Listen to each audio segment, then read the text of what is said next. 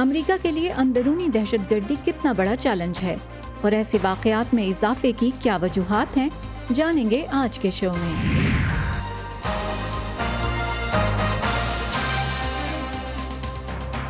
Voice of America کے Washington studio میں آپ سب کو خوش آمدید۔ آپ دیکھ رہے ہیں پروگرام ویو 360 اور میں ہوں فائزہ بخاری۔ اس سال نیو ایئر ڈے پر ایک سابق امریکی فوجی شمس الدین جبار نے امریکی ریاست لوئیزیانا کے شہر نیو اورلینز کے ایک مصروف بازار میں ہجوم پر اپنا ٹرک چڑھا کر کم از کم 15 افراد کو ہلاک کر دیا۔ اس نے ٹرک میں دہشت گرد گروپ داعش کا جھنڈا بھی رکھا ہوا تھا۔ اسی روز ایک اور امریکی فوجی نے لاس ویگس میں ٹرمپ انٹرنیشنل ہوٹل کے باہر ایک ٹیسلا سائبر ٹرک کو دھماکے سے اڑا دیا۔ اسی طرح کا ایک ہلاکت خیز واقعہ حال ہی میں جرمنی میں بھی ہوا تھا، جس میں گاڑی سے 5 افراد کو کچل دیا گیا۔ 2020 میں ایسے ہی ایک حملے میں ایک شخص نے پیرس میں اپنی گاڑی سے 2 پولیس اہلکاروں کو شدید زخمی کر دیا۔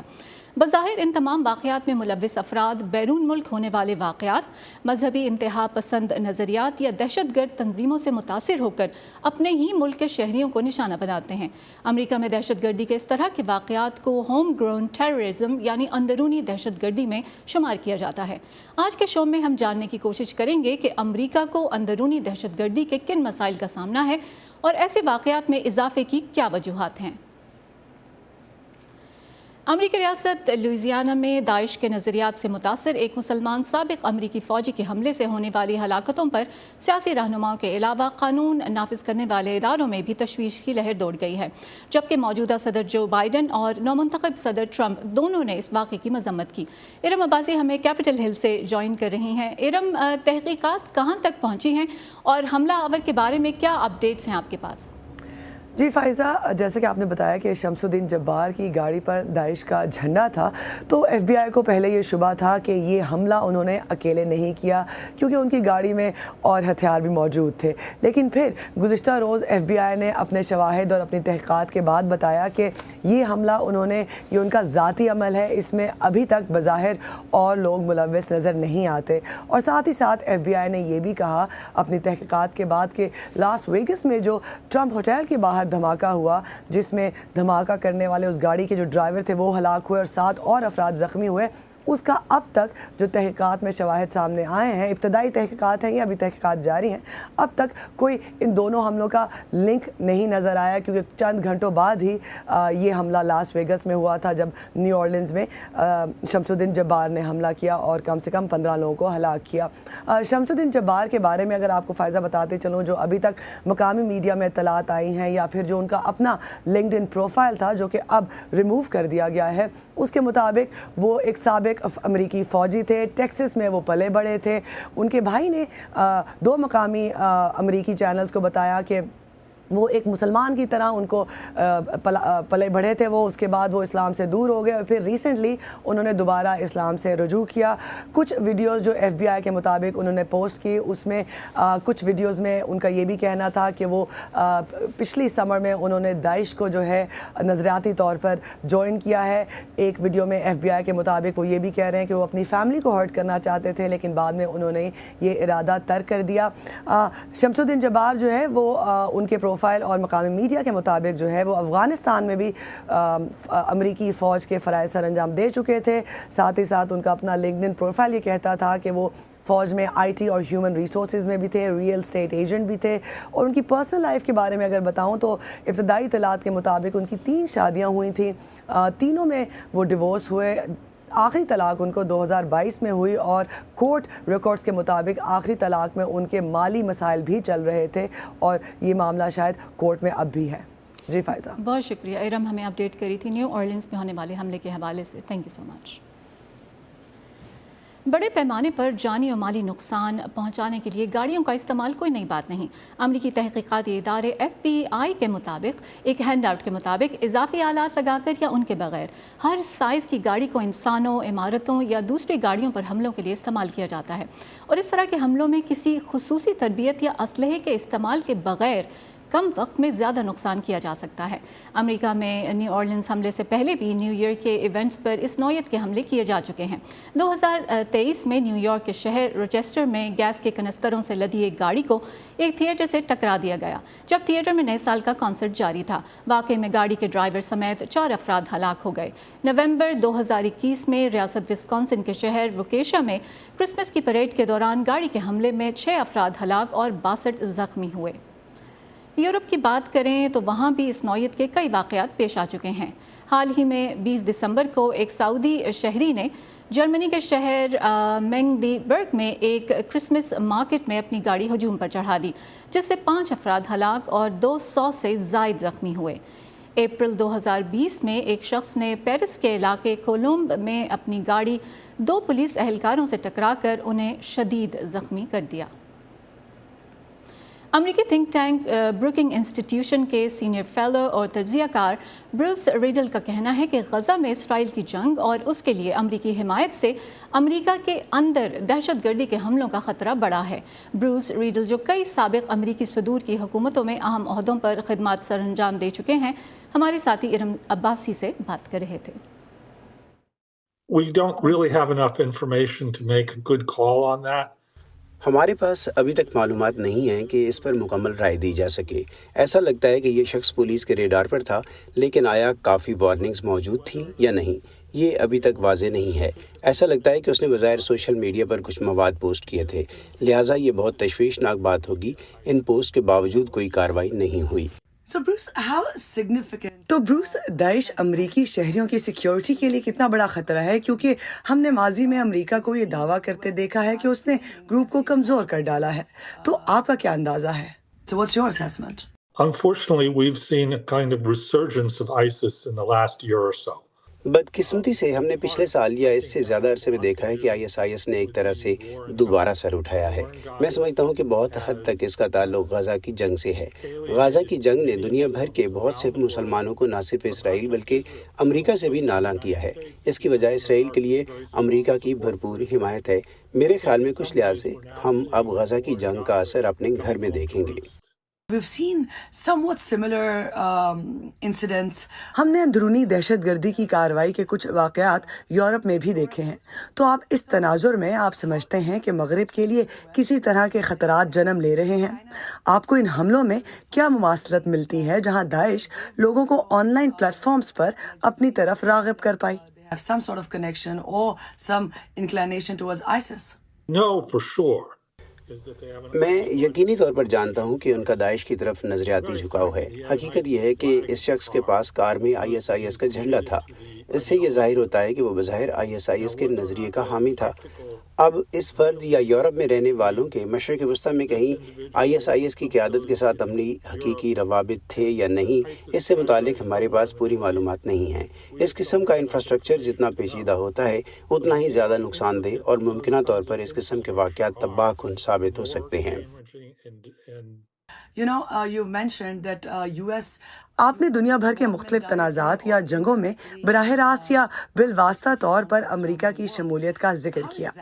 یہ پالیسی امریکہ کے اندر دہشت گردی کا سبب کیسے بن رہی ہے؟ You see many Muslims around the world who are now holding the United States responsible for what's going on in Gaza. کیونکہ آپ دیکھ رہے ہیں کہ دنیا بھر میں بہت سے مسلمان غزہ میں جو کچھ ہو رہا ہے اس کا ذمہ دار امریکہ کو ٹھہرا رہے ہیں، اور یہ فطری طور پر امریکی مسلمان کمیونٹی میں بھی ہونے والا ہے۔ اور ہم نے پہلے ہی اس کے اشارے دیکھے ہیں کہ نومبر کے انتخابات میں جب مشیگن اور پینسلوینیا میں بہت سے عرب نژاد امریکیوں نے بائیڈن انتظامیہ کی اسرائیل کے لیے حمایت سے ناخوش ہونے کی وجہ سے ووٹ نہیں ڈالا۔ میں جس چیز کے لیے پریشان ہوں یا جو نیو اورلینز اور شاید لاس ویگس میں ہوا، وہ یہ کہ اب ہم دیکھ رہے ہیں کہ غیر فعال طریقے سے الگ تھلگ ہونا ممکنہ طور پر دہشت گردی کی کارروائیوں کی شکل میں نظر آ رہا ہے۔ اس سلسلے میں امریکی حکومت کیا کر رہی ہے؟ کیا آپ کو لگتا ہے کہ امریکی حکومت ماضی میں اس سلسلے میں کافی اقدامات کر پائی یا مستقبل میں اس طرح کے حملوں کو روکنے کے لیے کچھ کر سکے گی؟ We have had a lot of success over the last few years. ہمیں پچھلے کچھ برسوں میں داعش کے حملوں کو ناکام بنانے میں کافی کامیابی ہوئی ہے۔ سب سے زیادہ مشہور FBI ने ऑस्ट्रिया के शहर वियना में टेलर स्विफ्ट के एक कॉन्सर्ट पर हमले की कोशिश नाकाम बना दी थी। उन्होंने ये यकीनी बनाने के लिए कि कोई नुकसान ना हो, बिलाखिर कॉन्सर्ट को ही मनसूख कर दिया।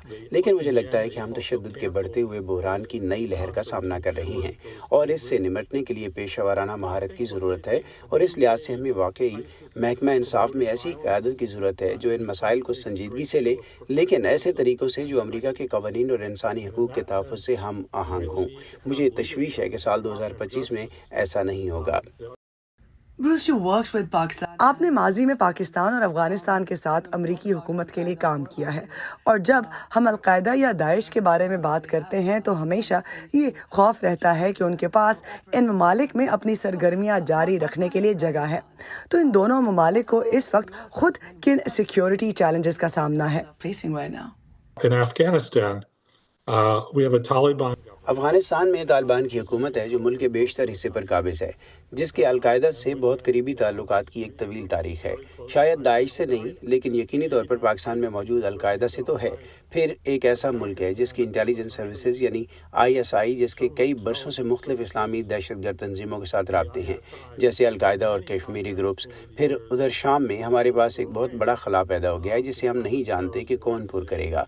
इसलिए तशवीश की बहुत सी वजूहत हैं कि हमें पाकिस्तान, अफगानिस्तान और मशरक़ वस्ती के दीगर इलाकों में सरगर्म इस्लाम पसंद दहशतगर्द गिरोहों की जानिब से नए सिरे से हमलों के ख़तरे का सामना है। And Bruce, you know, Pakistan has always been accused by the West that they've been harboring. मगरिब की तरफ से पाकिस्तान पर हमेशा ये इल्ज़ाम लगाया जाता रहा कि वो अफ़गान तालिबान को पनाह दे रहा है, लेकिन अफ़गान तालिबान के इक़्तिदार संभालने के बाद दोनों ममालिक के ताल्लुकात कशीदा हैं, जैसे पाकिस्तान की तरफ से अफ़गानिस्तान में हालिया हमले। तो अमरीका को इन पड़ोसी ममालिक के कशीदा ताल्लुकात के बारे में कितना फ़िक्रमंद होना चाहिए? US should be worried about these two neighboring countries basically blaming each other for security lapses. I think it's very worrisome. ये बहुत तशवीशनाक है, और तशवीशनाक बात यह है कि हमारे पास पाकिस्तान के साथ आला सतह पर ताल्लुकात की कोई पॉलिसी नहीं है। सदर बाइडन ने इस्लामाबाद में वज़ीर आज़म शरीफ की हुकूमत के साथ कोई बातचीत नहीं की। अगर हम हालात को मुस्तहकम करने की कोशिश कर रहे हैं तो हमें पाकिस्तानियों के साथ बहुत आला सतह पर बात करने की ज़रूरत है। दोहा में होने वाली चंद मुलाकातों के अलावा तालिबान के साथ हमारे कोई राब्ते नहीं है। इस खित्ते को मुस्तहकम करने की कोशिश में पाकिस्तान का किरदार कलीदी है, और इसलिए हमें अमरीका और पाकिस्तानी हुकूमत के दरमियान आला सतह की रवाबित की ज़रूरत है। दाइश और दूसरे इंतहा पसंद ग्रोह पाकिस्तान के लिए भी एक चैलेंज है, लेकिन फ़िलहाल शो के अगले मौजू पर बात करते हैं जिसका ताल्लुक पाकिस्तान के कबायली इलाके कुरम से है, जहाँ फ़िरका वाराना कशीदगी और मुसल्लह तसादुम की वजह से कई हफ्तों से मामूलात ज़िंदगी दरहम बरहम हैं, और अब फ़रीक़ैन के दरमियान अमन मुआहिदा तय पाने के बावजूद मकामी कबायली अमायदीन और मुबस्सिरीन इस पर मोहतात रद्द-ए-अमल का इजहार कर रहे हैं, जबकि हुकूमत पाकिस्तान ने इस पेशरफ्त को एक बड़ी कामयाबी करार दिया है। कोहाट में लगभग एक माह तक जारी रहने वाले ग्रैंड जरगे ने बुध को अमन मुआहिदे पर इत्तफाक किया था। इस 14 नुकाती मुआहिदे में असलहा जमा कराने, शाहराओं के तहफ़्फ़ुज़, फ़िरका वाराना वाक़यात के ख़ात्मे, अमन कमेटियों के क़याम और कल अदम तंजीमों की हौसला शिकनी जैसे नुकात शामिल हैं। खैबर पख्तूनख्वा के कबायली ज़िले कुरम में फ़िरका वाराना कशीदगी गुज़िश्ता कई माह से जारी है। तहम 21 नवंबर को यहाँ मुसाफिर गाड़ियों के काफ़िले पर हमले में कम अज़ कम 45 अफराद हलाक किए गए, जिसके बाद ज़िले के मुख्तलिफ इलाक़ों में शुरू होने वाली झड़पों में दर्जनों अफराद हलाक हो गए हैं। बाज़ कबायली अमायदीन का कहना है कि अमन मुआहिदे पर मुकम्मल अमल दरामद मुश्किल होगा, जबकि कुछ मुबस्सिरीन कहते हैं कि अमन के लिए मज़ीद इक़दामात की ज़रूरत है। पाकिस्तानी हुकाम हेलीकॉप्टर्स के ज़रिए ज़रूरी अशिया मसलन खुराक और अद्वियात कुरम पहुँचा रहे हैं, लेकिन मकामी अफराद उसे नाकाफ़ी करार देते हैं। फ़िरका वाराना कशीदगी की वजह से कुरम के खरलाची बॉर्डर क्रॉसिंग के ज़रिए अफ़गानिस्तान के साथ पाकिस्तान की दो तरफ़ा तिजारत भी रोक दी गई है। हमारे साथी नज़रुल इस्लाम ने कुरम के चंद सरकर्दा रहनुमाओं से इस अमन मुआहिदे के बारे में उनके तासुरात जानने की कोशिश की। पाकिस्तान में फोर्सेस के लिए भी मुश्किलात हैं, और हमारे इलाका जो इस उकू पर मुश्तमिल हैं कि तीनों तरफ अफ़गानिस्तान के बॉर्डर लग रहे हैं। इसमें खोस्त है, पक्तिया है, नंगहार हैं, और दूसरा ये है कि अंदरूनी ज़िले कुरम में भी शरपसंद या हवारेज TTP भी मौजूद हैं, दाइश हैं, لیکن وہ بھی اہل تشیع کے دشمن ہیں، اور اسی وجہ سے ہم نے جو شق تحفظات تھے، ہم نے حکومت کے ساتھ مسلسل جو مذاکرات کیے کہ اپنے ائمہ دین کے ساتھ ہم اسلحہ جمع کرتے ہیں، کیونکہ ہمارا اگر اسلحہ ہمارے ساتھ سے نکل جائے تو ہماری زمینی تنازعات ہیں، نموز ہیں، اس کے لیے پھر مشکلات بن جاتے ہیں۔ ہم اہلیان کرم اہل سنت والجماعت صوبائی کابینہ اور ایپیکس کمیٹی کے ساتھ متفق ہیں۔ ہم چاہتے ہیں کہ کرم ایجنسی سے ہتھیار اٹھائے جائیں اور ایپیکس کمیٹی کے مطابق تمام بینکر مسمات کی جائیں۔ ضلع کرم کا حالیہ امن معاہدہ ہوا ہے، یہ پوری ضلع کرم کے فریقین کے اکثریت کے دل کی آواز ہے، یہ دل کی ترجمانی ہے۔ اس سے پہلے بھی 1 درجن سے زائد معاہدات ہوئے ہیں امن کے خاطر، ضلع کرم کے امن کے خاطر، پاڑا چنار کے تحفظ کے خاطر جو معاہدات ہوئے ہیں۔ افسوس کی بات یہ ہے کہ اس پہ ابھی تک کوئی 1% بھی عمل درآمد نہیں ہوا ہے۔ اسلام آباد سے ہمارے نمائندے نظر الاسلام اس معاملے پر رپورٹنگ کر رہے ہیں، ان سے بات کرتے ہیں۔ نظر، امن معاہدہ ہو جانے کے باوجود ضلع کے عمائدین اور اس معاہدے کے فریقین اس پر شکوک و شبہات کا اظہار کیوں کر رہے ہیں؟ جی فائزہ، آپ نے درست فرمایا ہے۔ بنیادی طور پر یہ کوئی پہلا ایسا امن معاہدہ نہیں ہے جس کے بارے میں بات کی جا رہی ہے۔ جو نکات ہیں اس امن معاہدے کے، جس میں بنکرز کا مسمار کرنا، اسلحے کا خاتمہ کرنا، اور جو مین ہائی وے ہے پاڑا چنار اور ٹل یا پشاور کو جو ملاتی ہے اس کا کھولنا، لیکن عمائدین یہی کہتے ہیں کہ چونکہ اس پر امپلیمنٹیشن جو ہے وہ مشکل ہو جاتی ہے، اس لیے یہ معاہدہ وہ دیر پا نہیں دیکھ رہے ہیں۔ اگر میں دیکھیں، کل حکومت کی جانب سے ٹرکوں کا ایک کنوائے جو ہے وہ پشاور سے جانا ہے پاڑا چنار، کیونکہ وہاں پر ایک انسانی بحران نے جنم لیا ہے، جہاں پر ادویات کی کمی ہے، وہاں پہ خوردونوش کی کمی ہے، وہاں پر جو فیول ہے وہ بالکل نہیں ہے، تو وہاں پر بہت ہی گمبھیر قسم کی صورتحال ہے۔ تاہم آج شام کو بھی بغل کے بازار میں سینکڑوں لوگوں نے احتجاجی دھرنا دیا ہوا تھا۔ ان کا یہ کہنا تھا کہ اس معاہدے پر تب تک عمل درآمد نہیں ہو سکتا ہے جب تک ان کے کنسرن جو ہیں وہ ایڈریس نہیں ہوتے ہیں۔ آپ کو یاد ہوگا کہ جب 21 نومبر کو اہل تشیع کے کانوائے پر حملہ ہوا تھا، بغل بھی وہ ایک علاقہ تھا جہاں سے وہاں پہ فائرنگ ہوئی تھی۔ تاہم رد عمل میں بغل بازار میں تقریباً سینکڑوں کی تعداد میں دکانیں اور گھر کو جلایا گیا تھا، اور اس کے بعد سے تقریباً ہزاروں کی تعداد میں وہاں کے مکینوں نے دوسرے علاقوں میں منتقل ہو گئے تھے۔ تو جو وہاں کے لوگ ہیں ان کا یہ کہنا ہے کہ جب تک ان کے تحفظات، جن میں ان کو معاوضہ، ان کو دوبارہ بسایا جانا، کچھ ایسے اقدامات کو ایڈریس نہیں کیا جاتا ہے، تو وہ اس معاہدے پر دستخط نہیں کریں گے۔ یہ آپ نے سڑکوں کے بند کرنے کا ذکر کیا، اب چونکہ یہ امن معاہدہ ہو چکا ہے تو کیا ان کے کھولے جانے کا امکان ہے؟ جی دیکھیں، جیسا کہ میں آپ کو بتا رہا ہوں، حکومت کی جانب سے کل ایک کانوائے نے گزرنا ہے جس میں بنیادی جو اشیاء ہے خوردونوش کی وہ پہنچانی ہے پاڑا چنار، لیکن کافی جگہوں پہ کچھ دھرنے جو ہیں وہ دیے جا رہے ہیں، جس کی وجہ سے یہ کہنا ابھی ہم پریمیچور ہوگا کہ یہ کانوائے جو ہے وہ ایزیلی پاڑا چنار تک پہنچ جائے گا، کیونکہ جو وہاں کے کافی سارے ایسے علاقے ہیں جو اہل سنت کے ہیں، جو پہلے آتے ہیں، کیونکہ جو کنسرنز ہیں وہ ابھی بھی تاحال بدستور موجود ہے۔ اوکے، نصر الاسلام ہمیں اپڈیٹ کرے تھے کہ ضلع کرم کا جو امن معاہدہ ہوا ہے اس کے بعد وہاں کیا صورتحال ہے۔ بہت شکریہ۔ ضلع کرم میں امن معاہدے کے بعد وہاں زندگی کے نارمل ہونے کے کیا امکانات ہیں، اس پر بات کرنے کے لیے ہمیں پشاور سے سید عرفان اشرف جوائن کر رہے ہیں۔ وہ پشاور یونیورسٹی کے journalism and mass communication department میں اسسٹنٹ پروفیسر ہیں اور قبائلی علاقہ جات کے امور پر گہری نظر رکھتے ہیں۔ بہت شکریہ آپ نے ہمارے لیے وقت نکالا۔ عرفان، ضلع کرم عرصہ دراز سے کشیدگی کی لپیٹ میں ہے، اس کی وجہ فرقہ واریت بھی ہے اور زمین کے تنازعات بھی ہیں۔ اس کے علاوہ کرم اور افغانستان کے درمیان سرحد کے دونوں اطراف سے دہشت گردی کے واقعات بھی رونما ہوتے رہتے ہیں. یہ امن معاہدہ ان بنیادی مسائل میں سے کن کن کا حل نکال سکے گا؟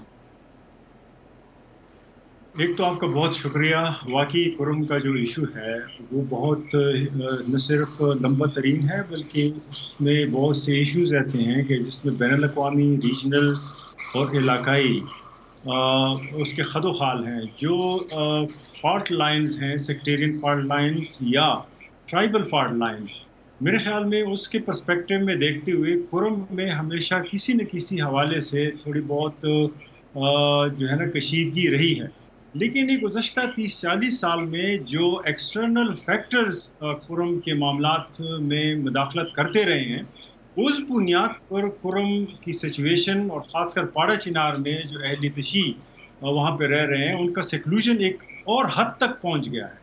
اب ایشو یہ ہے کہ وہاں پر ایک قسم کا گروپ ہے نہیں. پہلے تو القاعدہ کے لوگ تھے جو وہاں پر افغان سوکار جہاد کے وقت سے تھے، لیکن پھر وہ ختم ہو گئے. اس کی جگہ اب داعش کے گروپس نے لے لی ہیں. لیکن ساتھ میں ٹی ٹی پی ایک بنیادی فیکٹر ہے، اور ریاست پاکستان کی بار بار یہ دعویٰ کر رہی ہے کہ ٹی ٹی پی پہ ہمارا کوئی بس نہیں چلتا. اور اگر تحریک طالبان پاکستان کی سیاست دیکھی جائے تو وہ اکراس دا بارڈر سے اپنے مورل اور جو ہے نا میٹیریل اسٹرینتھ ڈیرائیو کر رہی ہے حقانی گروپ کی طرف سے. اور یہی پاڑا چنار میں جو جرگہ ہوا ہے اور وہاں کے لوگ ہیں، ان کا آرگومنٹ ہی مین یہی تھا کہ آپ تب تک کرم میں خاص کر پاڑا چنار میں امن نہیں لا سکتے جب تک کہ آپ ان گروپس کو نیوٹرلائز نہیں کرتے جو افغانستان کی طرف سے کسی بھی وقت ان قبائل پہ حملہ کر سکتے ہیں، خاص کر اہل تشیع پہ.